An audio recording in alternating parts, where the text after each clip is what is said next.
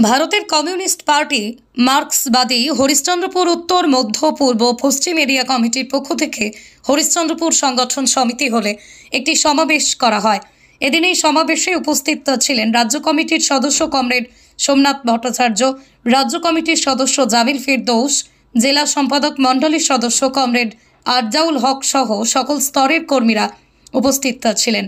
এদিনের সমাবেশে প্রথম কমরেড বুদ্ধদেব ভট্টাচার্যকে স্মরণ করে তার প্রতিকৃতিতে মাল্যদান করা হয় এবং পরবর্তীকালে সংগঠন সমিতি হল থেকে শহীদ মোড় পর্যন্ত আরজিকর কাণ্ডে দোষীদের দৃষ্টান্তমূলক শাস্তির দাবিতে প্রতিবাদ মিছিল হয়।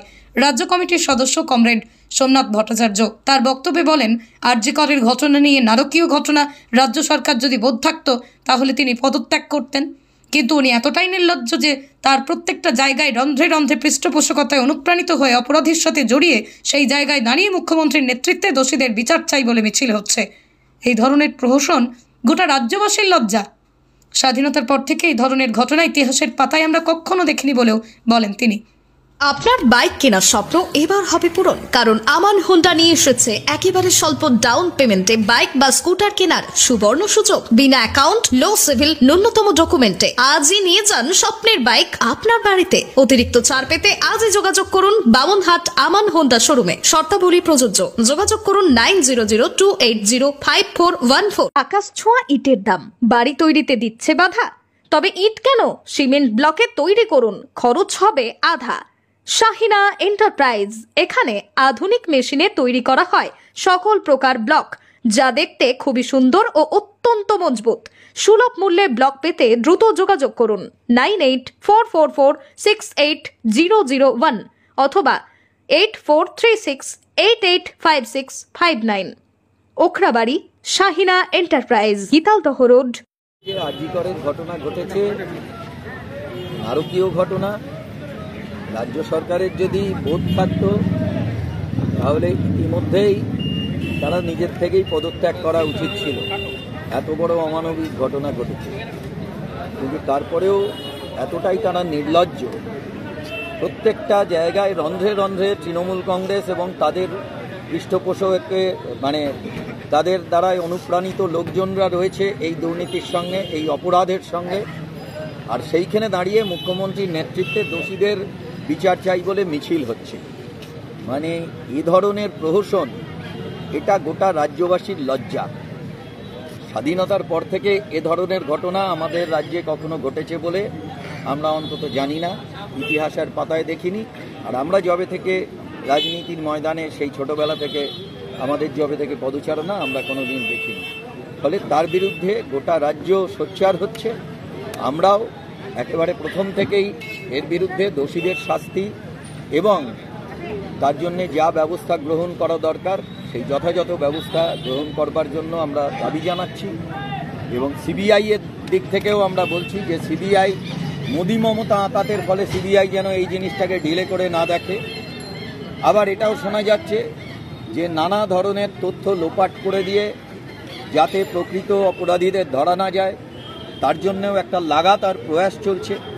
এবং গোটা প্রয়াসটার মধ্যে তৃণমূলের সর্বোচ্চ নেতৃত্ব তারা যুক্ত আছে।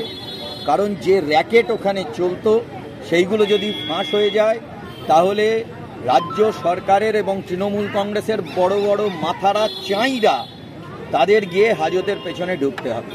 আজকে এমনি তৃণমূলের প্রায় 2 ডজন নেতা মন্ত্রী তারা জেলখানার মধ্যে, তারপরেও এতটা নির্লজ্জ তৃণমূল যে তারপরেও তারা রাস্তায় থাকে, মুখ দেখায় এবং এই সমস্ত অপরাধ করে বেড়াচ্ছে।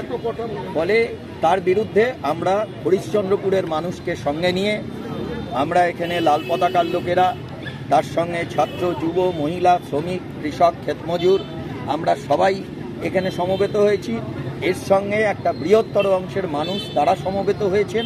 আর এই লড়াইটাকে আমরা জারি রাখব যতক্ষণ না পর্যন্ত উপযুক্ত শাস্তি দেওয়া হয়।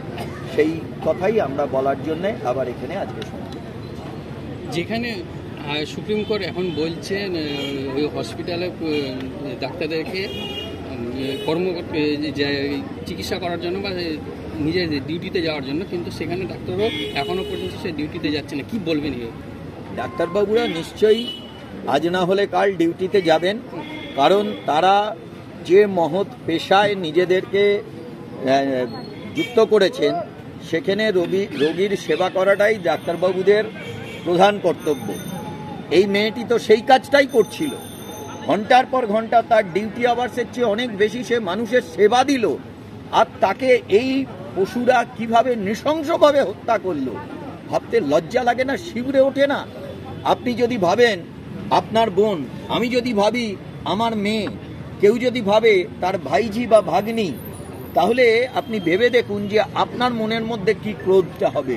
ফলে ডাক্তারবাবুরা যখন দেখছে, ডাক্তার পুরুষ এবং নারী তারা যখন দেখছে যে তাদেরই একজন সহকর্মীকে এইভাবে এই অত্যাচার করা হয়েছে নৃশংসভাবে এবং খুন করা হয়েছে, সেখানে তারা ভাবছে যে কোনো দিন আমার উপরেও এই ঘটনা ঘটতে পারে।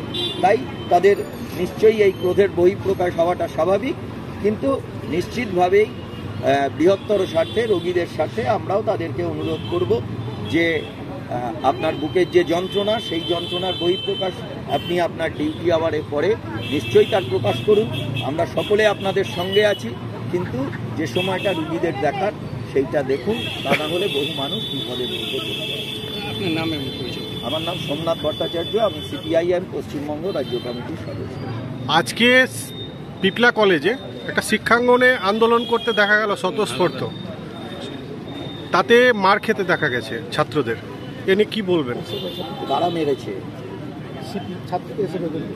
দেখুন, আন্দোলন হবেই, এই অন্যায়ের বিরুদ্ধে আন্দোলন হবেই। আর যারা চিন্তাশীল মানুষ, যারা এই অন্যায়ের আর রিপিটেশন চান না, তারাই আন্দোলন করবেন। আর তাদের মার খেতে হবে তাদের কাছে যারা এই অন্যায়গুলো সংগঠিত করে, যারা এই অন্যায়ের অংশীদার এবং যারা এই অন্যায়কারীদের বাঁচাতে চান, তাদের দ্বারা আক্রান্ত হতেই হবে। লড়াইটা তো একেবারে পরিষ্কার হয়ে গেছে, শুভ বনাম অশুভ। কারা আরজি করের ঘটনা চান না রাজ্যের অধিকাংশ মানুষ, আর কারা চান, সেখানে দেখা যাচ্ছে তৃণমূল কংগ্রেস, রাজ্য সরকার এবং তাদের মদতপুষ্ট লোকেরা চান। গোটা রাজ্যে আজকে এই চিত্রটা পরিষ্কার হয়ে গেছে, আরো যত দিন যাবে আরো পরিষ্কার হয়ে যাবে। আপনি কি গম ও ধান ভাঙানো মিল দিতে ইচ্ছুক?